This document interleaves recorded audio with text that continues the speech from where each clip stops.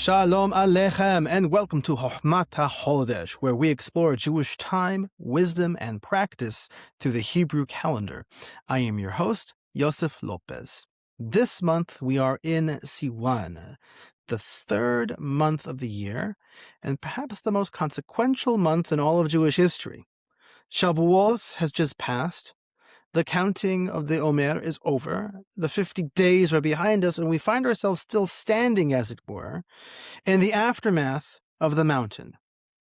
There is no better moment, then, to ask what this month actually means and what we have just commemorated. Every month in this calendar points us to learn about the world around us.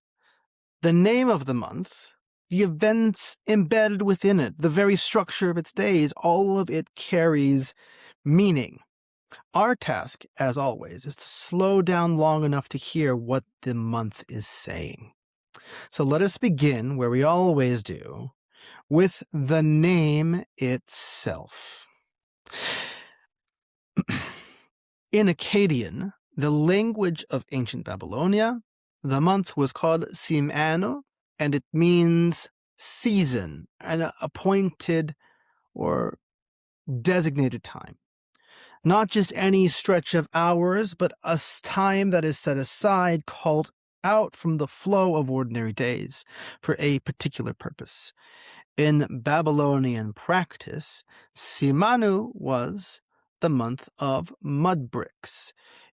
This was the season when the earth was right for brick making. Flax and lentils were being harvested, and the labor of shaping clay into bricks for temples, fortresses, and city walls was formally underway. On the first day of the month, the ruler of the city would ceremonially place a brick into the mold, inaugurating the season's work. There were hymns to Kula, the god of brick-making, and to Enki, who had set Kula in command of mud bricks and the pickaxe.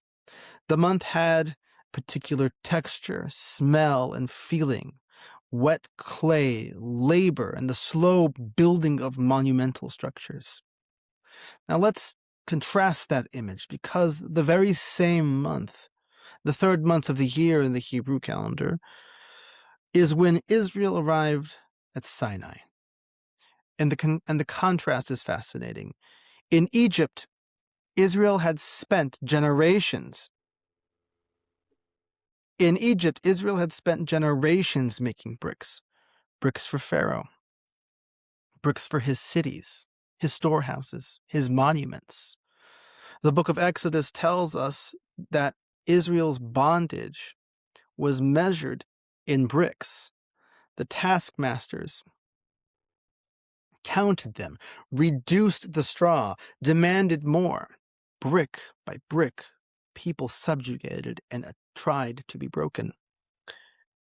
And now in the third month after the Exodus, in the very season the ancient world consecrated to brick making, Israel is not making bricks. Israel is standing at the foot of a mountain about to receive something that no brick can build and that no taskmaster can confiscate.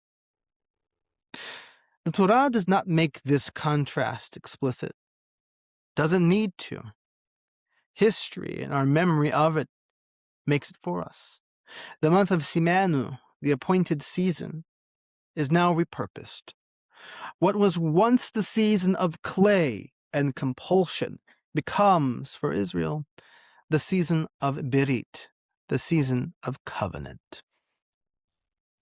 Scholars believe this Akkadian Simanu is the source of a word you likely know from Hebrew and from Jewish liturgy. That word is zeman. Every time we call the holiday a zeman, the season of our freedom, the season of our joy, the season of the giving of a Torah, zeman matan Torathenu, we are reaching back through Aramaic to this ancient Babylonian root. But there is a complication worth noting. Remarkably, similar words appear in Iranian languages, and the ancient Avestan language, which is the language of the Zoroastrian scriptures. The word Zru'an is there meaning time.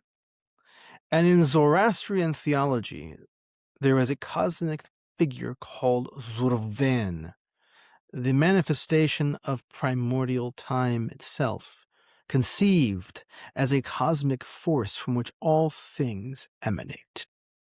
Scholars of comparative linguistics debate whether the Akkadian and Iranian words are ultimately connected or whether the resemblance is simply coincidental. What this comparison does clarify is something about the distinctive character of the Hebrew calendar.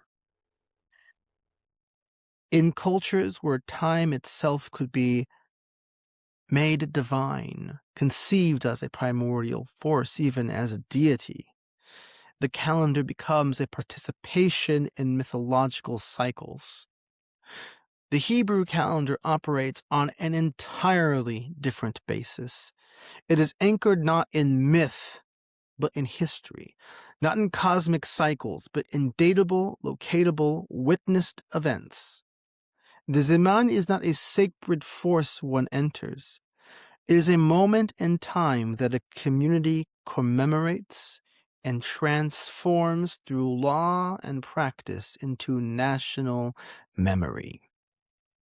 This distinction comes into sharpest focus in Siwan itself. The theophany at Sinai, the event that defines this particular month, is presented in the Torah in the language of a legal document and not in the language of mythology. It registers the date, it registers the place, it names the witnesses and the participants. The opening of Exodus 19 reads, ha-Ḥodesh השלישי לשאת בני ישראל מארץ מצרים ביום הזה באו מדבר סיני. On the first day of the third month of the Exodus from Egypt, on that very day, they arrived in the Sinai desert. The emphatic phrase, Bayom Hazeh, on that very day, demonstrates that the text insists on precision, on verifiability. This event is in recorded history, structured around a precise chronological time and a precise geographical location as the formal basis of its claim.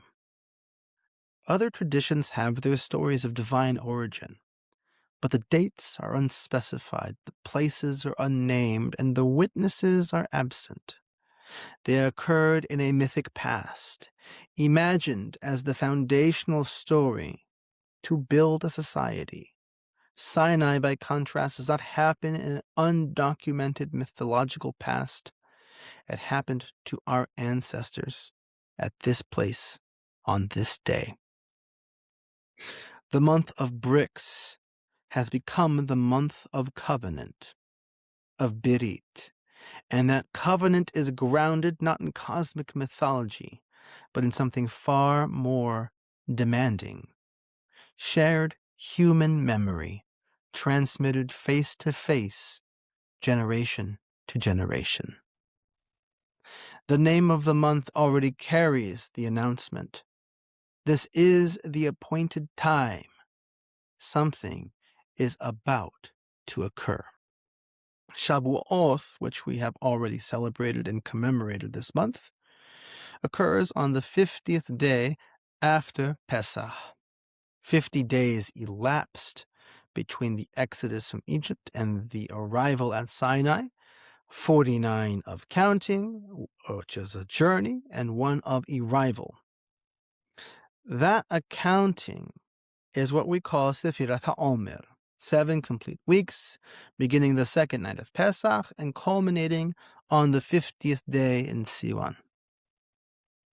The relationship between Pesach and Shabhū'oth is often described as 2 separate holidays, but it feels almost as if Shabhū'oth is the culmination of Pesach, the destination of a journey that began with the choice to leave the familiarity of slavery behind.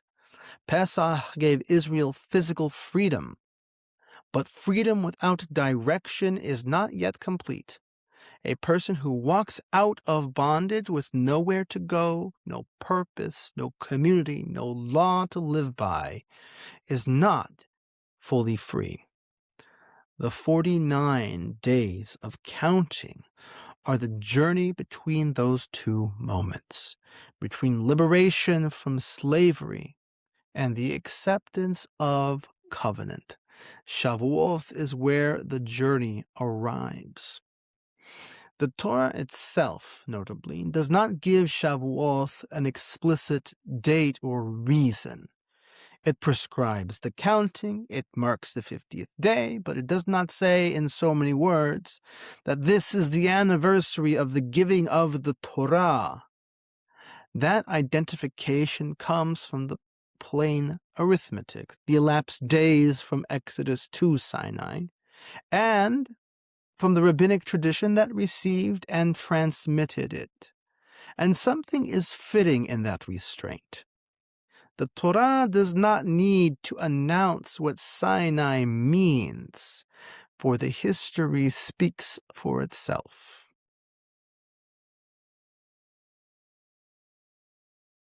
So what happened at Sinai? Exodus describes it in 4 steps. First, there was the proposal. Moses ascended the mountain and brought God's offer to the people. If you accept the Torah, you will become a kingdom of priests and a separate special nation. The people deliberated on the terms and agreed. Second, there was the theophany, the direct revelation. God spoke the Decalogue aloud before the entire nation. It was not a private communication to a single mystic. It was a public, witnessed declaration. Third, Moses ascended again to receive the detailed legislation, the civil, moral, ritual precepts that would govern the life of this new nation. He descended and transmitted them. The people again affirmed their acceptance. Fourth, the following morning, the covenant was formally ratified with sacrifices, with 12 pillars representing the 12 tribes, and with Moses reading aloud from the Sefer HaBerit, the book of the covenant, the scroll of the covenant. This is the structure of treaty making in the ancient world. Scholars of ancient Near Eastern law have noted the correspondence between the Sinai covenant and the international agreements from the same period. But there is a very important and crucial difference. In those treaties, a great king imposes his terms on a vassal. At Sinai, the people were not vassals. They were partners. They entered of their own free will and choice into a bilateral covenant. And it's not just a legal nicety, but a philosophically fundamental necessity to our Torah. In Jewish thought, God is categorically and absolutely free. His behavior could have been entirely otherwise if he so chose. It is what it is because he freely willed it so. Man, humanity, created B'Selem Elohim, in the image of God, likewise possesses perfect freedom of choice, free in the rational life, free even before God. Because both parties are absolutely free, and because there is no ontological common ground between them, No relationship between them can be established unilaterally. It is impossible for God to impose his will upon humanity when humanity refuses to accept, and the inverse is equally true. All rites, all cults, all doctrines invented by humanity on his own are by themselves incapable of establishing a relationship between our species and God. A relationship between two independent, absolutely free parties rests upon one thing only: mutual consent. This is why the Sinai covenant had to be bilateral. It is also an event without parallel in all of recorded history. Covenants between God and individuals appear elsewhere in the Torah, with Noah, with the Avos of Abraham, Isaac, Yaakov, and in other religions and peoples as well. But only at Sinai does God speak and establish a pact with an entire nation. And now, notice the morning of the ratification of this covenant. By then, the great fear and awesomeness of the theophany is over. The thunder and lightning and the fire descending on the mountain and the sound of what felt like a shofar in all of our heads has faded. Moses has finished reading the book of the Berit out loud to the people, and in all of that day, God is conspicuously absent. There is nothing present that could coerce, frighten, or suggest to the people what they are to do. In that quiet morning, freely and at once, the people announce their intentions to the covenant with Na'aseh v'nishma. All that God has spoken, we will do and we will hear. That is the most defining moment of the covenant. Not the people trembling at the foot of the mountain. A people in a quiet morning with every opportunity to walk away, choosing to say yes. The Sinai event is not the mythological beginning of our people. It is the historical origin point of our nation, codified in that law.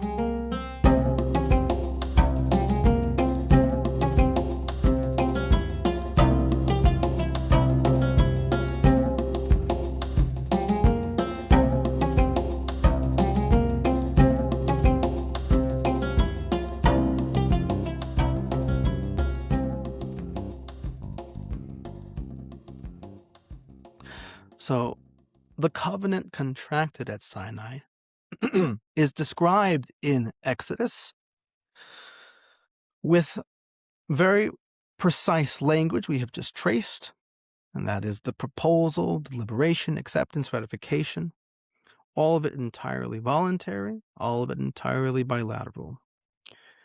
But there is a very famous passage in the Talmud, in the Masechet Shabhū'oth, that appears to tell a very different story. And because it is so widely cited and so widely misread, it is worth examining carefully, because when you read it in a precise way, with the precise tradition in which the Talmud was taught, it turns out to be one of the most illuminating texts about Sinai that we have. The passage is in Shabhū'oth, page 88, side A, and it contains three movements, three statements from three different individuals. The first is from Rabbi Avimi Bar Hama, he reads the verse that appears there, where it says that they stood at the base of the mountain.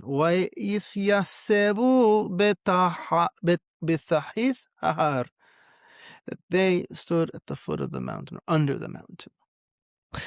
So he offers a dirasha on this verse. This teaches that the Holy One overturned the mountain above them like a gigith and said, if you accept the Torah, good, and if not, there shall be your burial. So we'll examine as we go. The second statement from Rabbi Bar Yaakov says, from here there is a moda'a rabbah against the Torah. And we'll define that soon. The third statement comes from Rava. Nevertheless, they re-accepted it, meaning the Torah, in the days of Ahasuerus. As it is written in the book of Esther, the Jews confirmed and they accepted. They confirmed, in other words, he says, what they had already received, i.e., the Torah. So the standard reading of this Gemara goes like this.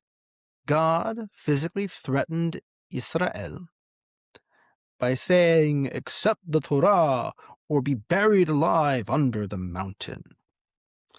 And the moda'a rabbah is understood as a legal disclaimer, like a person who signs a contract under duress and immediately declares to witnesses that the contract is void. And the Purim reacceptance is when the Torah finally became genuinely binding, freely, and without compulsion. That's how it is normally read, and this reading has some very serious problems. It compares God to a criminal forcing a transaction under threat of violence. The legal mechanism of moda'ah, which we could call a duress declaration, applies to the involuntary transfer of property, but no property was being transferred here. The Torah was being given to Israel, not taken from them. The witnesses of such a declaration are never identified in the text, and most fundamentally, it directly contradicts the peshat, or our plain meaning, the common sense meaning of the very chapters of Exodus we have been discussing, which describe a fully voluntarily bilateral process, and it places all of Israel's subsequent history under the shadow of a nullified covenant, which would mean the prophets had no legitimate basis to hold Israel accountable for anything. So let us try to reread this in a traditional, classic way, which resolves all of these misconceptions. And it does so with three separate keys. The proper understanding of this sugya can be found in an article written by Hacham Yosef Lopez called Ha-Mitzvah Bereshit, the primary mitzvah according to Rambam, and this is in a footnote in that article. So the first key is the legal theory underlying Israel's obligation to the Torah. In this reading, what binds Israel to the covenant is not compulsion.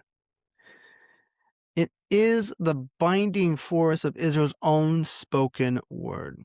At Sinai, the people declared, Na'aseh v'nishma, we will do, we will hear. That public declaration is itself a form of Shavhū'oth, an oath. And in halakha, any subsequent oath that contradicts a prior one is what we call a Shabhū'oth shav, a false, invalid oath. That is why if a person vows, for example, not to put on tefillin, that vow is halachically null and void. So they already swore at Sinai to fulfill the mitzvot. We are not bound to the Torah because God threatened us. We are bound because we said so, and our words spoken before God and before the entire nation are holy and binding. The second key concerns the word of gigit itself. The standard reading we've translated above understands it as some sort of object that is intended to press or to crush. But a gigit is really more of a concave barrel or vat. The Aramaic Targum on this verse by Yonatan ben Uziel understands an entirely different word. It translates the word gigit with the word espeklaria, a looking glass, a transparent optical instrument, something that allows you to see what you could not otherwise perceive. So read through this lens, and puns intended, the mountain that God overturned above Israel is not a weapon. It was a means of vision, a medium through which the entire nation could experience the divine presence directly. This is the key to what was singular about the event at Sinai. Prophets receive prophecy because they are individually worthy of it. But not every Israelite who stood at Sinai was at the level of prophet. And yet, God's presence upon the nation gave them collectively an experience of direct encounter that they could not have achieved otherwise. The Geonim put it this way: from the moment God spoke to them directly, they acquired an intuitive, immediate knowledge of God, not merely the intellectual conviction that God exists, but the lived certainty of one who has seen and experienced rather than merely heard. The book of Job, illuminates this exactly. Job was a righteous man, a person of impeccable character who knew God through reason and tradition. At the climax of the book, after God reveals himself directly to Job, he says, "I had heard of you by report, but now my eye has seen you." The experience at Sinai was the experience of Job given to an entire people. And from that moment, as Maimonides teaches explicitly in the Mishneh Torah, the ground of Israel's faith in Moses was not Moses' own authority. We believed in Moses because God instructed us to, because we heard God's own voice at Sinai, directing us to follow him, not the other way around. The third key to understanding this surah properly is the phrase moda'araba, In the Andalusian reading, this does not mean legal disclaimer. It means a great public declaration, a proclamation incumbent upon Israel. The lesson drawn from the Sinai event is that we carry an obligation to declare publicly what happened there, to pass it on, to tell our children, to tell our grandchildren, to encode the memory of this event, its historical specificity, its witnessed reality, its direct encounter, to be alive and present in every generation.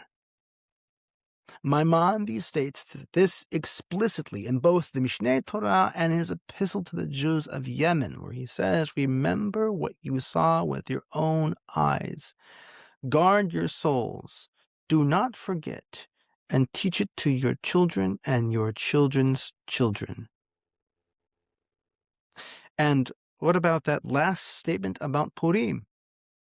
Right? In the days of ha-Ḥodesh, much of Israel had drifted from the Berith into total assimilation. To Marduk and Ishtar, otherwise known as Mordechai and Esther, are not traditional Jewish names, but the names of these pagan deities. How more assimilated can you be? Abandonment of the covenant is what it seems like. So when God saved them, spared them from annihilation, they returned and they made teshuvah and reaffirmed the covenant. The word that the Megillah uses is kiyemu. They confirmed. They confirmed what they had already received at Sinai. This was not the first acceptance of the Torah. It was a renewal, a return. And crucially, one can only return to something that was never truly relinquished. Why is the covenant indissoluble even after Israel has violated it repeatedly? The answer lies in the nature of the election itself. God's choice of Israel was not based on any quality Israel possessed. Israel is described in the Torah as the smallest of all peoples. The ahava, the love of God, is unmotivated, and precisely because it is unmotivated, it is unconditional. Since the election was not grounded in Israel's merits, Israel's failures cannot annul it. God punishes transgression of the pact precisely because the pact remains valid. One only holds accountable those who are still bound. When the prophets rebuke Israel, they are not applying an external standard. They are enforcing the terms of an agreement that both parties entered into freely and that neither party can unilaterally dissolve. The Purim reaffirmation, then, is not Israel discovering for the first time that they want the covenant. It is Israel returning to a covenant they had never ceased to be bound by, and saying so out loud and again in the absence of any mountain hanging over their head, showing them the awesome perspective that prophecy can lend. Read this way, the Sugya on Shabbat does not undermine the Sinai narrative. Like all rabbinic midrash, it deepens it. The covenant was real, it was voluntary, it was witnessed, and was binding from the moment Israel said, Na'aseh v'nishma.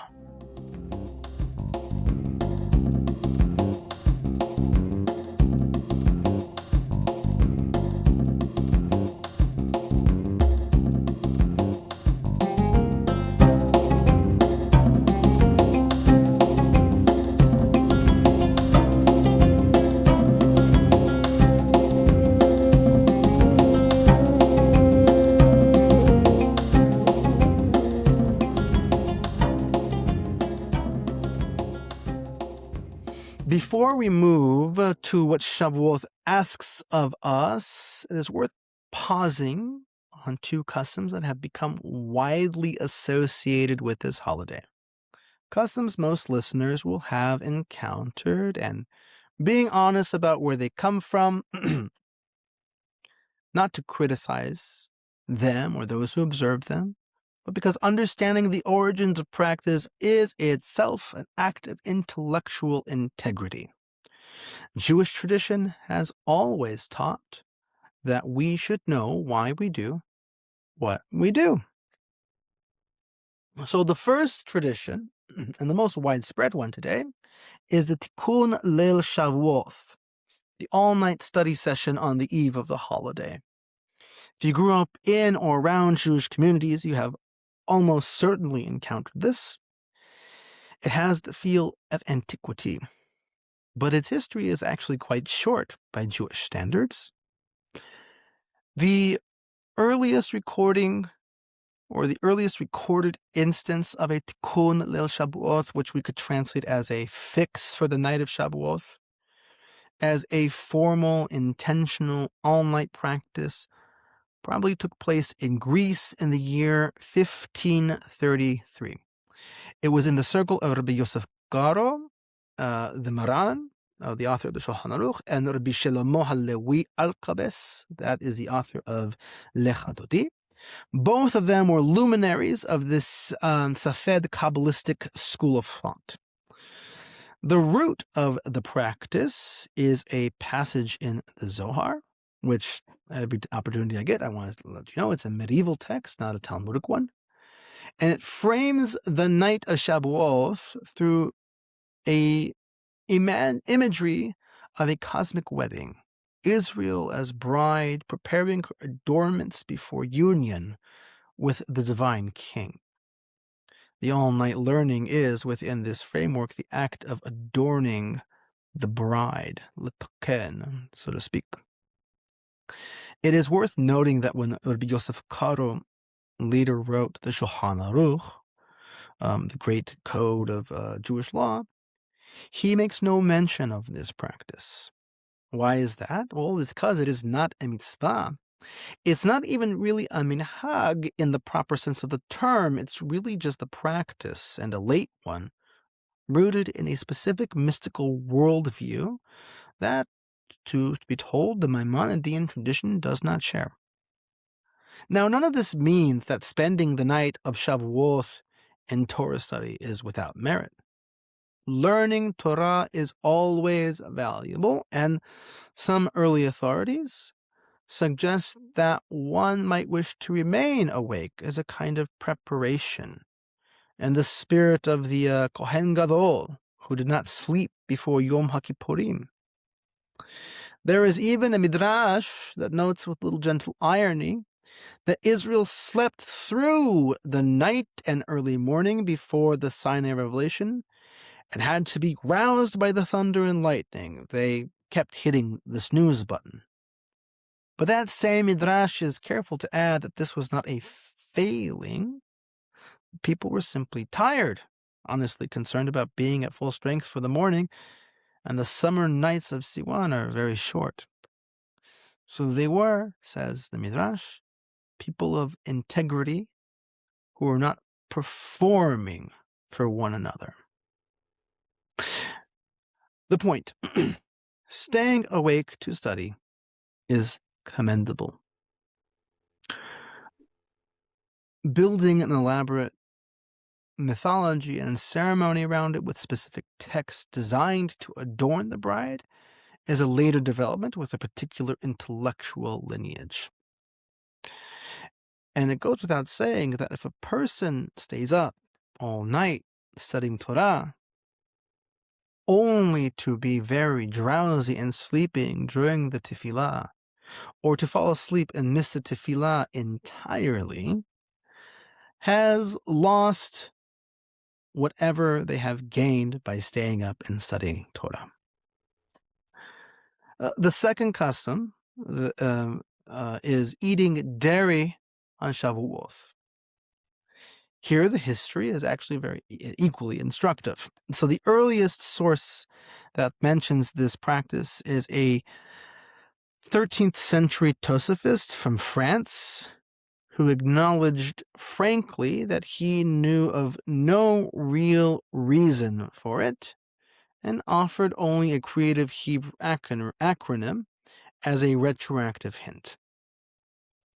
Every subsequent early source that discusses dairy on Shabhū'oth comes from the lands of France, Germany, Central and Eastern Europe.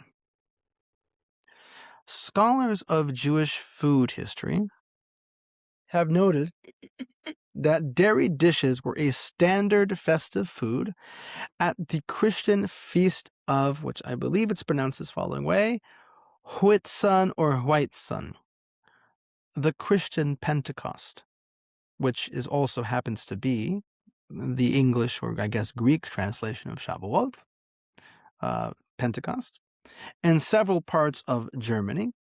And it was celebrated, of course, around the same time as Shabhū'oth because it parallels the 50th day after Pesach. So the Sephardic world shows virtually no trace of this custom in its classical sources. Yemenite Hachamim, when they first encountered it, reportedly found the practice baffling. Why is that, you might ask? Well, because it is Yom Tov, and Yom Tov means that we have to engage in Simchat Yom Tov, and Ein Simcha ela bebaser miyayin. Yom Tov joy means meat and wine. Maimonides is explicit in the Mishneh Torah on Yom Tov. We are to eat meat and drink wine because there is no joy without them. It isn't really a preference, so to speak, but more of a halakhic anchor. It goes without saying that if you don't enjoy meat or you shouldn't drink wine, then to engage in that would be not joyful, but destructive. So, for the majority, or for most, it is a marker of joy. Now, some Sephardic communities today, and notably the Jews of Halab, did have a custom of eating a light dairy breakfast after the all-night reading and the tefillah, specifically so as not to be weighed down before a full festive meat meal later in the day. So that is a reasonable, halachically grounded accommodation. It is a very different thing from making dairy the centerpiece of the holiday. So what should one do? Observe Yom Tov as Yom Tov. If one wishes to eat some dairy in the morning as an opening for the day, that's totally within your rights. But Simchat HaHag, the joy of the festival, is expressed, at least in the Maimonidean tradition, at a proper festive meal with meat and wine in the company of family, friends, community, and all who need. As the Talmud states, Rav Yosef would order on the day of Shabhū'oth, prepare me the finest calf. And that is how we celebrate. Again, if goes without saying, I believe, that if meat and wine are not enjoyable to you, do not eat meat and wine. Eat what is suitable for you.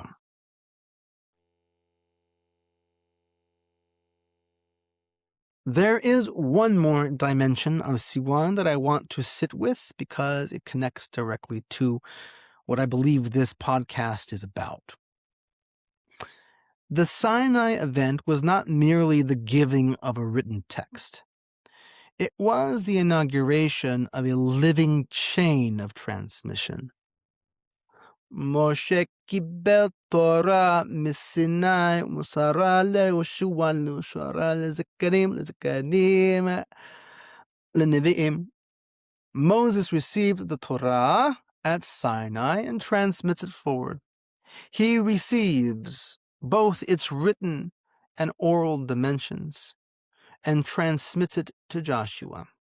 Joshua to the elders to the prophets, and then the prophets to the great assembly, and so down, generation to generation, teacher to student, in an unbroken chain.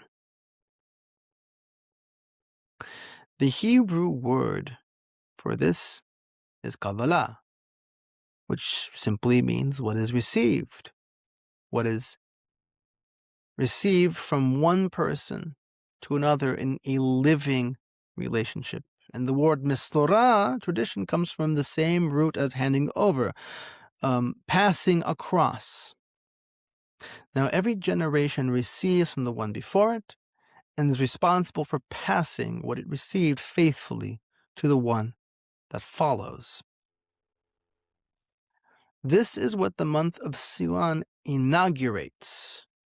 Not just a text, but a relationship between a people and its Torah, a people and its God, a people in every generation that came before and every generation that will come after. The third statement of the sugya that we read above of Shabbat 88a, read correctly, makes exactly this point. The great public declaration, the Moda'ah Rabbah, is an obligation to tell your children, to tell your grandchildren. Do not let this event recede into abstraction or legend or myth. Keep it specific and precise and keep it alive. And this is also why the Sinai event was structured the way it was, not as a private, mystical experience, but as a national, witness-dated, located, recorded event. Because something that happened to everyone in front of everyone at a specific time and place is something that can be forever remembered, transmitted, and taught. It resists the erosion of myth. It resists the privatization of religion. It insists on accountability. The accountability of a people that collectively stood together and experienced this great event and whose descendants are now accountable to those words.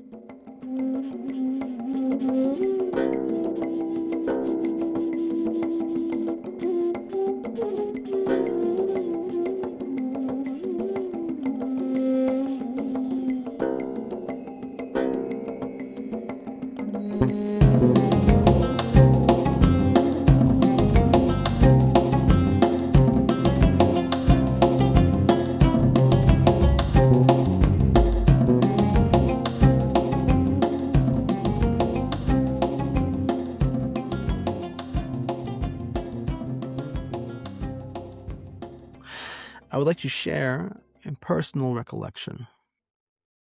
The first time I visited the Kotel in Israel, in Jerusalem, was on the morning of Shabhū'oth.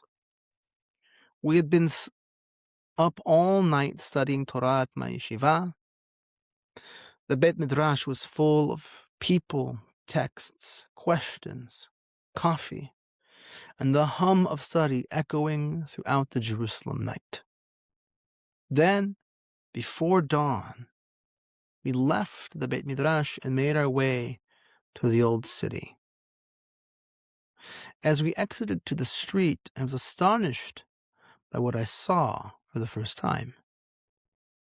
The street was full of Jews. Not a few, not a crowd, but an overwhelming, moving river of people, all walking in the same direction in the wee small hours of the holiday morning. Some were singing and dancing. Some were laughing and joking. Some were carrying children who had fallen asleep on their shoulders. We gathered into a throng, moving through those ancient stone streets in the dark before dawn, all of us making our way together toward the same place, toward our most sacred site, or at least as close as we were permitted to reach. We descended into the Kotel Plaza, full of faithful who had held their vigil there, and rising high above the Temple Mount, hedged by the Kotel. There we began to pray Shahrith, the morning prayer, all of us joining together using our ancient melodies.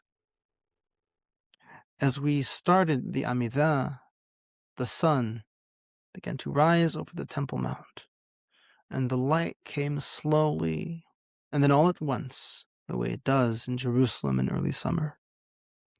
And there I saw illuminated in that light the place where our Holy of Holies once stood.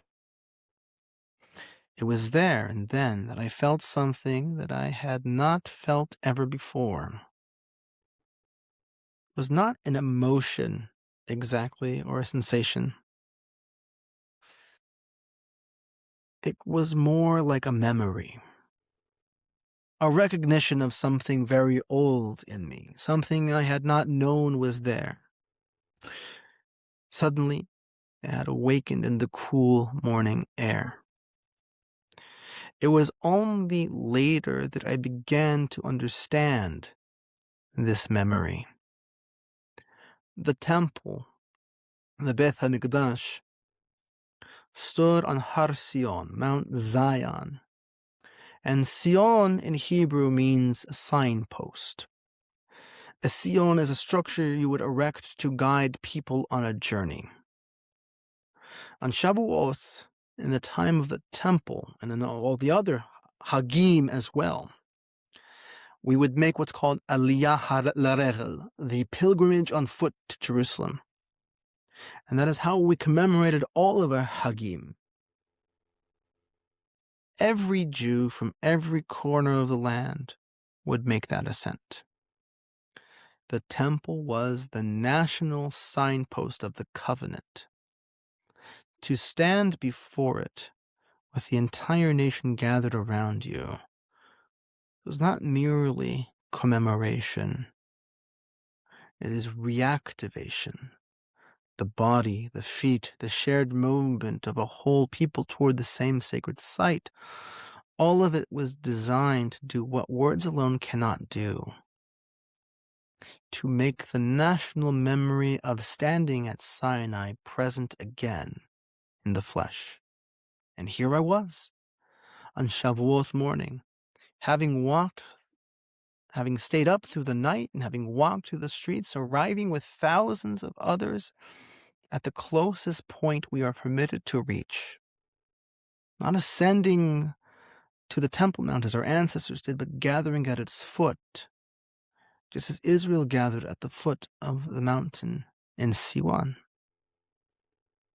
And something in the body, something in the soul, carried in the national memory, passed down through the generations in ways that bypass language, apparently knew exactly where it was.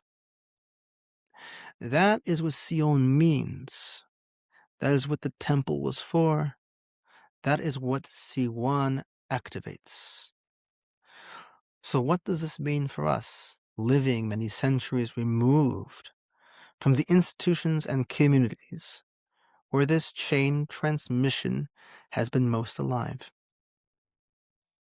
Siwan asks us to take seriously what it means to receive, not just to read, not just to study independently, but to genuinely receive from someone who received from someone else.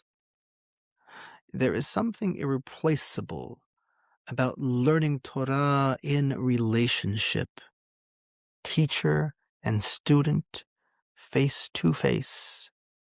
The meaning passing not just through words on a page, but through transmission and conversation, through question and answer, through the lived experience and examples of a life shaped by this tradition.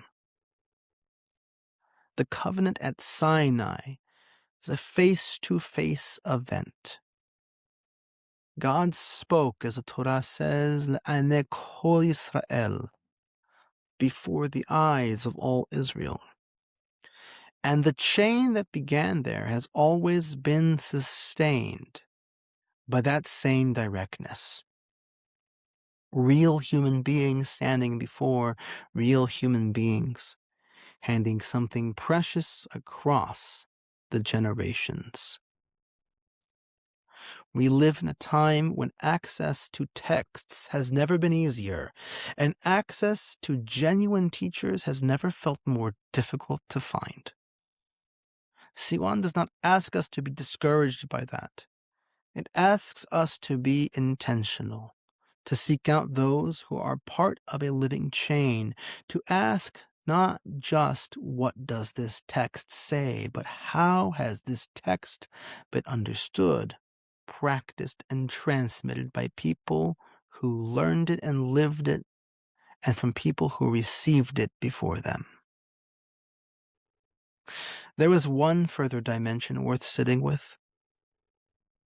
The structure of the Sinai covenant two absolutely free parties entering voluntarily into a relationship of mutual obligation turns out to be a foundational political idea and not merely a religious one. Of all people, Baruch Spinoza, a broken clock can be right twice a day, writing in the 17th century, was the first philosopher to recognize this fully. He took the Sinai model as the basis for his vision of a democratic society, one where sovereignty resides in a community as a whole, one where no authority is legitimate unless it rests on consent. He grasped, in other words, the horizontal character of the Berit. We mention this not to claim Baruch Spinoza, but to note that what happened at Sinai was not a parochial event.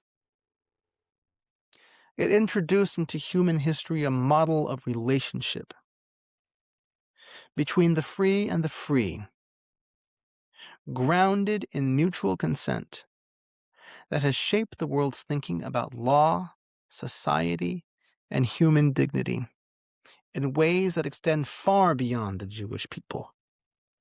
Siwan, the appointed season, has consequences we are still living with. So Siwan invites us to ask, who are we receiving from, and what are we handing on?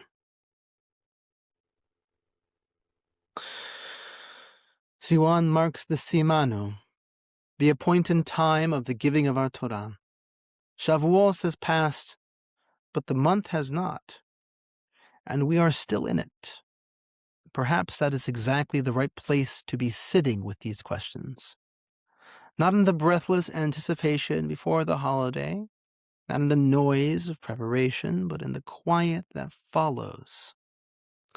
And we endeavor to process what it means to have stood at Sinai. What happened is this. A nation stood at a mountain and elected to be one nation under God. With full knowledge of what they were accepting, having heard the voice directly, having been shown rather than merely told, we said, Na'aseh wa nishmeh. We will do and we will hear. The words they spoke that day are binding still. And the obligation those words carry to remember, to transmit, to declare what happened at Sinai is in a very real sense what all Jewish learning is trying to fulfill. May the remainder of Siwan be, for all of us, a time of genuine reflection on what we have received, what we study, and what we intend to pass on. Thank you for being here. This has been Ḥokhmat ha-Ḥodesh.